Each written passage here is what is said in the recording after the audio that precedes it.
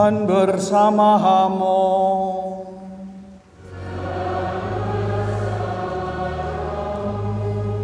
Inilah Injil suci menurut Markus.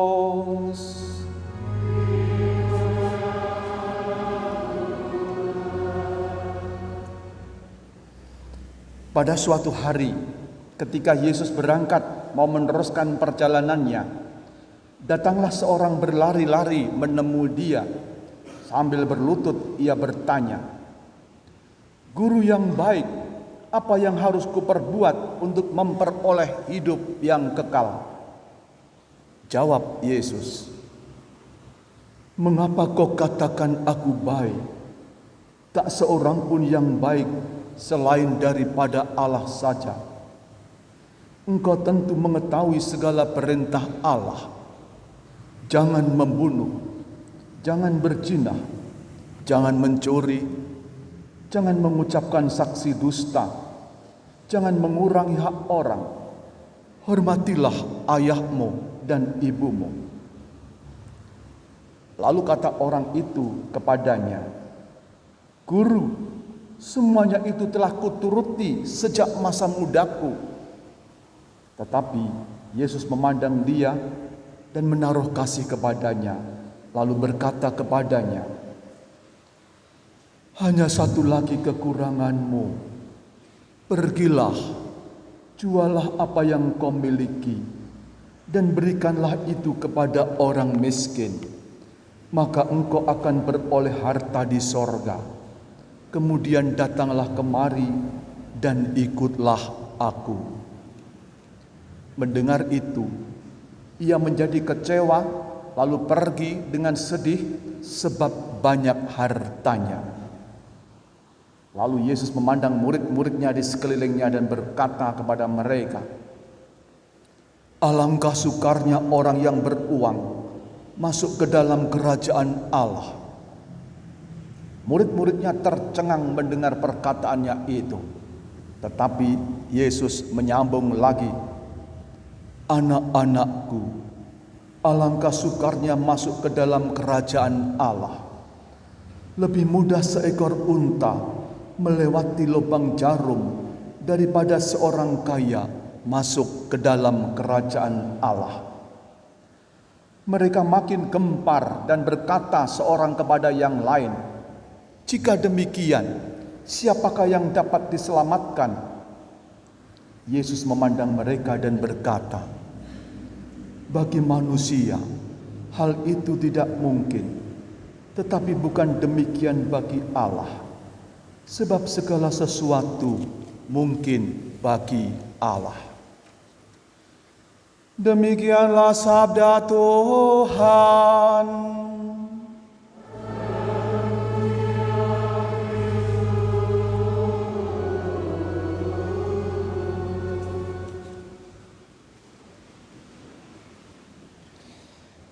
Bapak, Ibu, Saudara sekalian terkasih, selamat sore semuanya.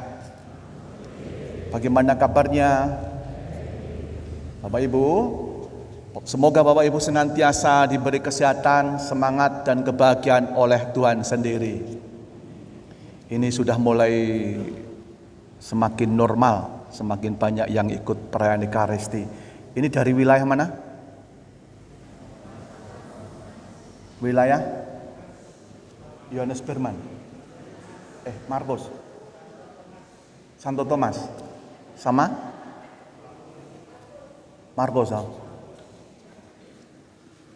Memang besar ya. Baik Bapak Ibu, moga-moga semakin membaik, semakin banyak dan semakin pandemi semakin hilang dari sekitar kita, dari dunia ini, dari bumi kita ini. Bapak Ibu, Saudara sekalian terkasih, saya ingin bertanya, Bapak Ibu pengen jadi kaya atau tidak? Pengen atau tidak? Ada yang tidak pengen kaya? Siapa yang tidak pengen kaya? Siapa yang pengen kaya? Siapa pengen kaya? Semua pengen kaya? Yang pengen kaya hati-hati masuk neraka. Bapak Ibu, itu pesan Injil hari ini ya, benar ya. hati-hati dengan kekayaan kita. Bapak Ibu, kalau kita melihat tadi anak muda, anak muda itu kaya raya dan melaksanakan hukum dengan baik. Loh, coba luar biasa loh. Itu sudah hebat sekali loh. Sukses dan tidak melanggar hukum. Itu kan sudah sangat bagus. Itu kan menjadi cita-cita setiap orang. Dadi wong apik plus sugih sukses. Itu kan sudah hebat sekali. Semua itu sudah kuturuti Tuhan. Tidak membunuh, tidak berbohong, tidak berzina dan macam-macam segala aturan itu sudah kuturuti sejak aku muda.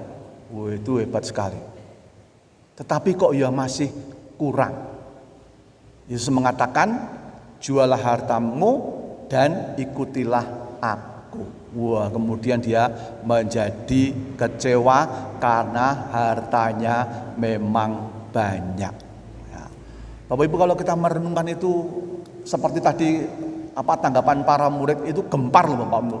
Kita pun kalau merenungkan itu, kalau seluruh dunia masyarakat semua tahu, loh kok gitu ya? Orang kaya sulit masuk surga, lebih mudah seekor unta masuk lubang jarum loh daripada orang kaya masuk kerajaan Allah. Itu kan bisa menjadi gempar sungguh-sungguh kalau kita merenungkan hal itu. Nah, Bapak Ibu, ini tidak begitu mudah. Saya hanya pesan, jangan membuat kesimpulan yang simplistis atau sederhana. Misalnya kesimpulannya, nek ngono dadi melarat hei.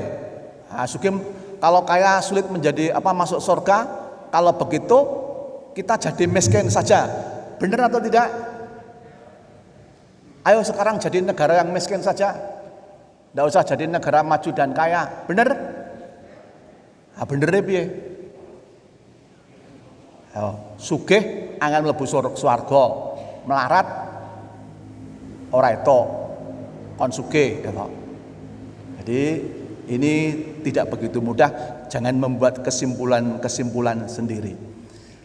Saya akan memberikan 1, 2, 3 hal supaya bagaimana, pertanyaan dasarnya, mengapa orang kaya sulit masuk ke dalam kerajaan sorga? Ngopo yo?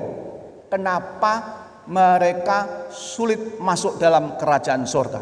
Saya mencoba merenung-renungkan mengapa ya kok dikatakan demikian. Yang pertama, Bapak Ibu, kalau dalam cerita tadi orang muda, sukses, kaya, tadi kemudian karena kekayaannya dia ngapain? Dia tidak mau mengikuti Yesus. Dia lebih mencintai hartanya daripada mencintai Tuhan. Itulah kesalahan fatal mendasar orang kaya. Mencintai kekayaannya lebih daripada Tuhan sendiri. Itu artinya secara tidak langsung ia menyembah berhala. Kekayaan hartanya dijadikan nomor 1 dalam hidupnya, dan Allah nomor berapa. Dia akan lebih bersedih hati kalau kehilangan kekayaannya daripada kehilangan Tuhan. Dia lebih suka memelihara, mempertahankan kekayaannya daripada memperhatikan, memelihara imannya kepada Tuhan. Itulah kesalahan fatal orang kaya, yaitu dalam tanda petik ia menyembah berhala, mengagung-agungkan kekayaannya lebih daripada Tuhan sendiri. Sedemikian rupa dia mengatakan, yang kumiliki kekayaanku itu kalau orang miskin itu berkata demikian, kalau orang miskin, Tuhan, engkaulah milikku, satu-satunya yang paling berharga. Itu orang miskin. Haran dia apa-apa, sing duwe mung Gusti, sing diduweni mung Gusti Allah. Maka dia berkata, Tuhan, engkaulah milikku. yang paling berharga. Oh, itu kan luar biasa. Tetapi orang kaya, kekayaan mobilku, rumahku, uangku, itulah milikku yang paling berharga. Tuhan menjadi miliknya sama sekali tidak. Ya, maka itu bahaya atau kesalahan pertama. Kenapa orang kaya susah masuk ke dalam kerajaan surga? Kemudian yang kedua, Bapak Ibu Saudara sekalian terkasih, kita semua tahu karunia Tuhan itu diberikan kepada kita dengan cuma-cuma, memang gratis. Tetapi Tuhan memberi bukan tanpa maksud. Tetapi Tuhan memberi segala sesuatu sesuai dengan kemampuan kita, talenta apapun itu, kekayaan juga, supaya dipakai demi keselamatan kita dan keselamatan semua orang. Tidak hanya dipakai sendiri. Maka kesalahan fatal dasar yang kedua adalah orang-orang kaya seringkali kurang memakai karunia Tuhan harta itu dengan sebaik-baiknya. Apa ya? Karena yang terjadi mereka seringkali menyimpan harta kekayaan bertumpuk-tumpuk tanpa bisa dimanfaatkan oleh dirinya maupun oleh orang lain. Itu salah satu contoh. Ya, artinya bagaimana karunia Tuhan itu mestinya itu bermanfaat bagi sebanyak-banyaknya orang. Tidak hanya disimpan untuk dirinya sendiri, bukan hanya untuk senang-senang dirinya sendiri, bukan untuk hanya macam-macam untuk dirinya sendiri, tetapi semua harta kekayaan karunia Tuhan itu mesti dikembangkan dan dibagikan demi keselamatan banyak orang. Coba saja Bapak Ibu Saudara yang terkasih, kalau kita melihat seberapa toh yang sudah kita sumbangkan kepada Tuhan harta kekayaan kita, antara orang kaya dan orang miskin, rata-rata kita semua belum sampai 10% yang kita sumbangkan untuk gereja, untuk Tuhan. Orang Kristen lebih bagus, bisa 10%-an banyak, tapi orang Katolik kalau dihitung belum sampai separohnya. Mungkin memang sekitar 5%-an kalau mau jujur dihitung. Coba untuk Tuhan hanya segitu yang kita berikan pada Tuhan. Lainnya kemana? Dipek dewe. Kalau tidak hanya disimpan. Itu kan mengerikan Bapak Ibu sebenarnya. Maka dalam sabda Tuhan yang lain, siapa yang diberi banyak akan dituntut banyak. Orang kaya termasuk yang diberi banyak, maka ia mestinya dituntut banyak dalam rangka keselamatan manusia. Tetapi orang miskin karena diberi sedikit, ia pun akan dituntut sedikit karena memang diberi sedikit. Nah, baik itu yang kedua, mengapa orang kaya sulit masuk ke dalam kerajaan sorga? Karena pada kenyataannya seringkali harta kekayaan karunia Tuhan itu tidak dipakai secara maksimal. Banyak hanya untuk dirinya, kalau tidak hanya tertumpuk, tersimpan bagi dirinya sendiri. Yang terakhir, Bapak Ibu Saudara sekalian terkasih, yang ketiga ini boleh saya katakan, orang kaya itu dimakan oleh kekayaannya, sehingga ia sulit masuk ke dalam kerajaan sorga. Lu kok dimakan oleh kekayaannya sendiri? Bapak Ibu, kekayaan itu senantiasa dekat dengan kenyamanan dan kenikmatan. Karena kaya, karena punya uang, dia bisa punya mobil, punya rumah bagus, apapun tersedia, nyaman dan nikmat, enak. Dan dengan demikian orang kaya itu dalam tanda petik dinina-bobokkan. Dan lama-kelamaan ia tertidur, lupa. Dan lama-kelamaan ia pun kemudian menjadi malas, kemudian kehilangan semangat juang, kehilangan kemauan untuk terus maju. Mengko nek ngrekoso sithik, susah sithik, panas sedikit, capek sedikit, dia sudah tidak mau lagi.